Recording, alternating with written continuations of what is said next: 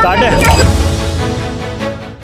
नमस्कार दोस्तों, news tone के अंदर आपका स्वागत है। मैं विनम्र यहाँ पर सीजेपी प्रोटेस्ट के अंदर मौजूद हूँ। आप यहाँ पर देख सकते हैं कि लगातार नारे लग रहे हैं। एक वो जो धारणा थी कि भाई भीड़ नहीं रहती है, लोग यहाँ पर गायब रहते हैं, तो ऐसा तो कुछ नज़र नहीं आ रहा है। लोग यहाँ पर बैठे हुए हैं, अपनी तरफ से जो भी बन सकता है वो कंट्रीब्यूशन करने की कोशिश कर रहे हैं। जल्द हम लोगों से बात करेंगे कि आज लगभग 18 दिन हो चुके हैं सोनम वांगचुक की भूख हड़ताल को, और इसको लेकर लोगों के अंदर सोशल मीडिया के ऊपर एक आक्रोश है कि सरकार सुन नहीं रही है। कि वो व्यक्ति भूख हड़ताल कर रहा है लेकिन सरकार का कोई यहाँ पर कोई भी अकाउंटेबिलिटी बैठ नहीं रही है, वो कोई भी क्वेश्चन नहीं पूछे। इनफैक्ट उनकी तरफ से कोई भी रिटेलिएशन या कोई भी एक प्रक्रिया नहीं आ रही है कि भाई चल क्या रहा है, क्या हो रहा है, क्या सब चीज़ें हैं। उन सब चीज़ों को लेकर हम लोगों से बात करेंगे।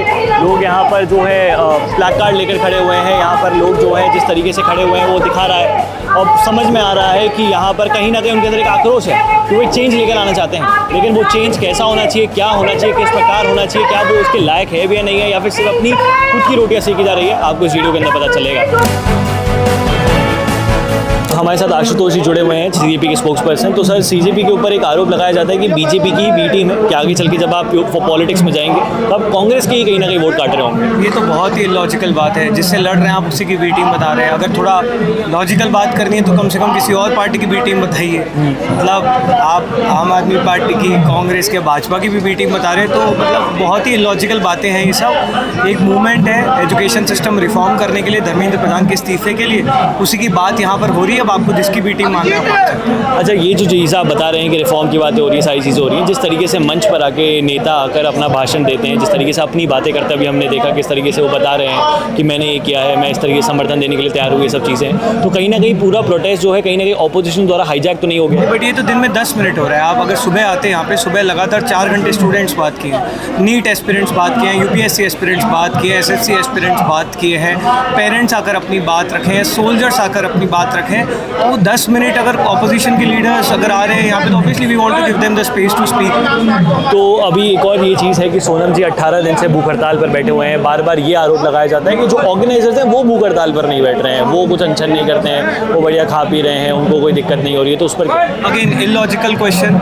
आप अगर लोग, हमारी एक छोटी सी टीम है, 1.5 महीने पुराना आंदोलन है, कुछ लोग बहुत सारी चीज़ें करने की कोशिश कर रहे हैं। आंदोलन भी हैंडल करना है, लॉजिस्टिक्स मैनेज करने हैं, मोबिलाइजेशन मैनेज करना है, सिक्योरिटी मैनेज करनी है, आगे की प्लानिंग करनी है, तो बहुत कम लोग बहुत सारी चीज़ें कर रहे हैं। उसमें ये एक्सपेक्ट करना कि भूख हड़ताल पे क्यों बैठेंगे, ये सब फालतू की बातें हैं। सवाल ये होना चाहिए कि भूख हड़ताल पे सोनम वांगचुक को भी बैठने की ज़रूरत क्यों पड़ी। सवाल ये है कि इस देश में इतने सारे बच्चे सुसाइड कर रहे हैं, उनकी अकाउंटेबिलिटी किसके पास है। इतने हज़ारों लाखों करोड़ों बच्चों का भविष्य बर्बाद हो रहा है, उसकी अकाउंटेबिलिटी कौन देगा। धर्मेंद्र प्रधान अभी भी चुप हैं, जवाब नहीं दे रहे हैं, एजुकेशन सिस्टम पे बात करने की उनकी औकात नहीं है। और यहाँ पर आकर आप हमसे ये सवाल पूछते हैं कि ये भूख हड़ताल पे क्यों नहीं है, वो क्यों नहीं है। क्यों है, एक व्यक्ति को भी भूख हड़ताल पे बैठने की जरूरत क्यों पड़ रही है। आप हटिए, अपने पद से हटिए, हम भी यहाँ से जाते हैं। ठीक है, तो मतलब पद से हटते आप लोग यहाँ से चले जाएंगे, प्रोटेस्ट खत्म। That is just the beginning of a bigger fight. लेकिन जब तक रिस्पॉन्सिबल व्यक्ति इस पद पर नहीं आएगा, तब तक आप बड़े रिफॉर्म्स की बात कहाँ से करेंगे। आप एजुकेशन सिस्टम रिफॉर्म करने की बात कहाँ से करेंगे, जब एजुकेशन सिस्टम को चलाने वाला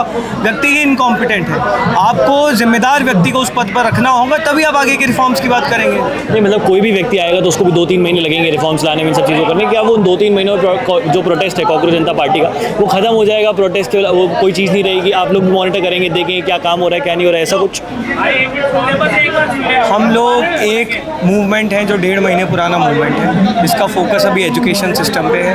हम लोग आगे जाकर भी लगातार युवाओं की आवाज़ बनना चाहते हैं, उनके मुद्दे उठाना चाहते हैं। वो जिस भी प्रकार के मुद्दे हों, जिस भी शेप और फॉर्म में हो, वो हम उठाते रहेंगे।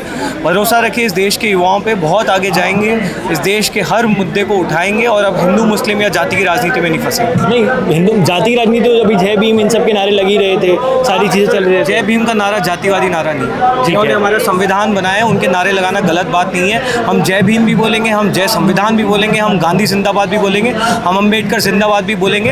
आप शायद आज पहली बार इस प्रोटेस्ट में आए हैं तो आपको यहाँ पर आइडिया नहीं है। यहाँ पर देशभक्ति की बातें होंगी, यहाँ पर संविधान की बातें होंगी, यहाँ पर शिक्षा व्यवस्था की बात होगी, यहाँ पर मुद्दों की बात होगी। नहीं, अगर आप मुद्दों की बात और शिक्षा व्यवस्था की बात कर रहे हैं, जब आप लोग बैंगलोर में प्रोटेस्ट करने गए थे तो प्रकाश राज जी ने कहा था कि जय श्री राम का नारा मत लगाइए, जय संविधान का नारा लगाइए। फिर यहाँ पे अल्लाह या फिर यहाँ पर हाँ आप अगेन मुद्दे से डाइग्रेस मत नहीं, करिए। आपने जो आप बोला मुद्दे मैं से उसी डाइग्रेस के मत करिए, आप मुद्दे से ठीक है, मैं डाइग्रेस मत वापस करिए। आपके यहाँ पर मुद्दा शिक्षा व्यवस्था का है, यहाँ पर मुद्दा धर्मेंद्र प्रधान के इस्तीफे का है।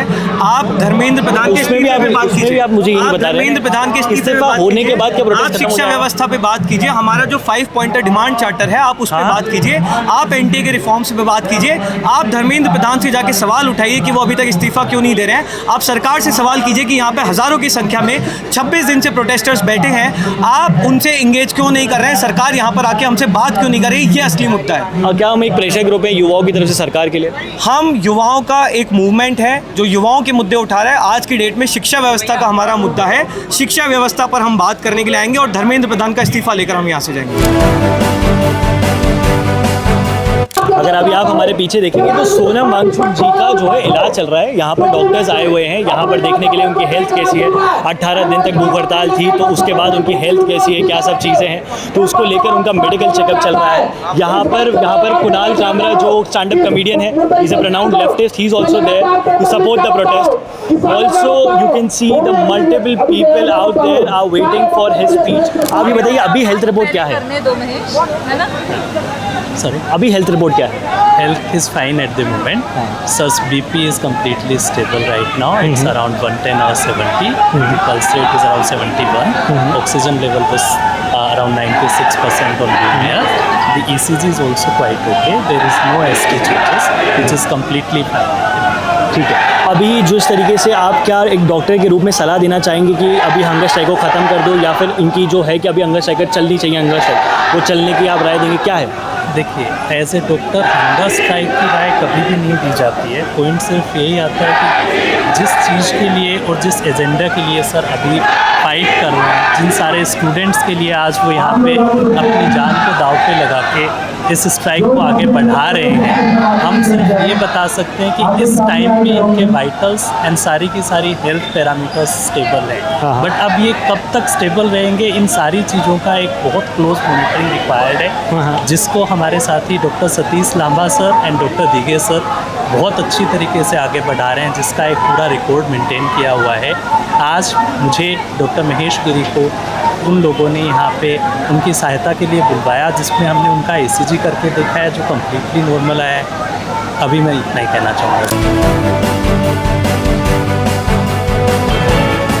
खैर, अगर आप अभी इस पूरे स्काफ को देख रहे हैं जो आज़ाद समाजवादी पार्टी चंद्रशेखर आज़ाद की जो पार्टी उसका है, तो बाबा साहिब की राजनीति करने वाले बाबा साहिब की तस्वीर सिर्फ इतनी सी लगाए बैठे हुए हैं, लेकिन खुद की तस्वीर इतनी बड़ी है। खैर कोई बात नहीं, इसी प्रकार नेता अक्सर उन व्यक्तियों का वोट लेते हैं जो कहीं ना कहीं स्वर्गवास हो चुका है उनका और वो नहीं बोल पा रहे हैं, और चंद्रशेखर आज़ाद शायद उसका प्राइम एग्जाम्पल है। यहाँ चंद्रशेखर आज़ाद आ चुके हैं, यहाँ पर आप देख सकते हैं किस तरीके से चंद्रशेखर जी क्या कह रहे हैं, कुछ कहना चाहेंगे? चंद्रशेखर जी आप कुछ कहना चाहेंगे? चंद्रशेखर जी यहाँ पर बोलने के हम बाइट तो मांगना चाहते हैं लेकिन मिल नहीं रही है, कोई बात नहीं। यहाँ पर आप देख सकते हैं किस तरीके से कोलैबोरेशन हो चुका है, चंद्रशेखर आज़ाद और कुणाल कामरा यहाँ पर हाथ मिला रहे हैं। It's more like it's a conclave where everybody who is associated to anti government things now they are here, now this protest has completely become अब कहीं ना कहीं सही में अब इस प्रोटेस्ट को कह सकते हैं कि ये प्रोटेस्ट कहीं ना कहीं भाजपा के खिलाफ बढ़ता जा रहा है। शायद अब यहाँ पर हमें वो स्पीचेस वो चीज़ें सुनने को मिल सकती है, जय भीम के नारे लग रहे हैं यहाँ पर। देखिए जिस तरीके, शायद मेरी आवाज़ आप लोगों को सुनाई नहीं दे रही है, ये देखिए चंद्रशेखर आज़ाद ऊपर आ चुके हैं, हम वहाँ तक पहुँच गए थे।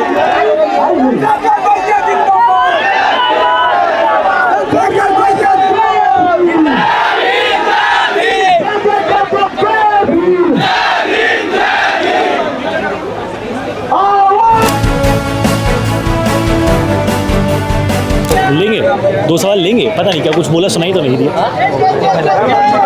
देखते हैं लगे रहेंगे यहीं पे ग्राउंड पत्रकारिता ऑन ग्राउंड। बच्चे आए हैं, देखिए बच्चे आए हैं, छोटे छोटे बच्चे आए हैं। ये समर्थक है सर, ऐसा नहीं है, नेता शुरुआत से तैयारी रखते हैं। ये सवाल लेंगे अभी शायद करेंगे, शायद प्रेस कॉन्फ्रेंस, ऐसा मुझे भी लग रहा है। मोदी जी थोड़ी है जो ना करें, हाँ मोदी जी थोड़ी है जो ना, फिर ये लोग प्रेस नहीं करेंगे तो कौन करेगा? बिल्कुल। हमने बहुत कोशिश करी कि हम चंद्रशेखर जी से बात कर सकें, लेकिन चंद्रशेखर जी का क्या है कि वो आगे माइक वाइक रखकर फिर वो एक एक करके सवालों के जवाब देंगे। तो ठीक है, आप लोग इंटरनेट पे देख ही सकते हैं। इस पॉइंट ऑफ टाइम पर मैं आपको अभी यहाँ पर एक ओपिनियन देना चाहूँगा ग्राउंड रिपोर्ट पे खड़े खड़े कि अभी हमने कुणाल कामरा की स्पीच सुनी, हमने चंद्रशेखर आज़ाद की स्पीच सुनी। ये है कि 20 तारीख को ये लोग प्रोटेस्ट के लिए रेडी हैं कि ये संसद का घेराव करेंगे। चंद्रशेखर आज़ाद ने काफ़ी वादे यहाँ पर करे कि इस तरीके से वो भीड़ को जुटाएंगे। इनफैक्ट सोनम वांगचुक जी को ये भी कहा गया कि भाई अगर हम 20 तारीख को ढंग से भीड़ जुटा लेते हैं तो क्या आप शाम को अनशन तोड़ देंगे। अभी भी अनशन को तोड़ने की बात करी, शायद अभी इनकार कर दिया होगा, इसलिए शाम की बात करी 20 तारीख की। तो देखा जा सकता है कि शाम को ये अनशन टूट जाएगा।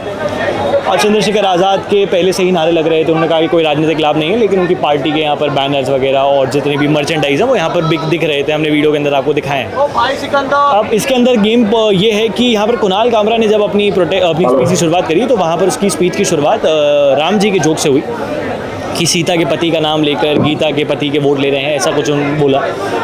सीधे सीधे clearly we can see that Kunal Kamra is one of the most biggest leftist I can say of this country, और यहाँ पे प्रोटेस्ट करने के लिए, सपोर्ट देने के लिए आ रहे हैं। तो वो होता है ना कि आप उन सेलिब्रिटीज़ को बुलाकर भीड़ को इकट्ठा करें, भीड़ को बुलाएं, तो वो सब चीज़ चल रही है। अभी भी वापस यहाँ पर प्रेस कॉन्फ्रेंस शुरू हो गई है।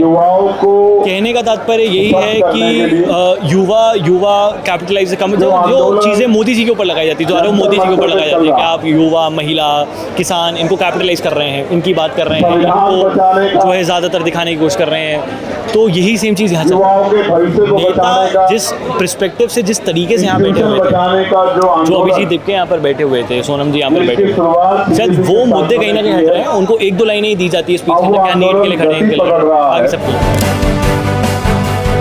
नमस्कार सर, हम जयपुर से आए हैं और सीजेपी प्रोटेस्ट कवर करने के लिए आए थे। आपको क्या लग रहा है, क्या चल रहा है, क्या सब चीज़ें?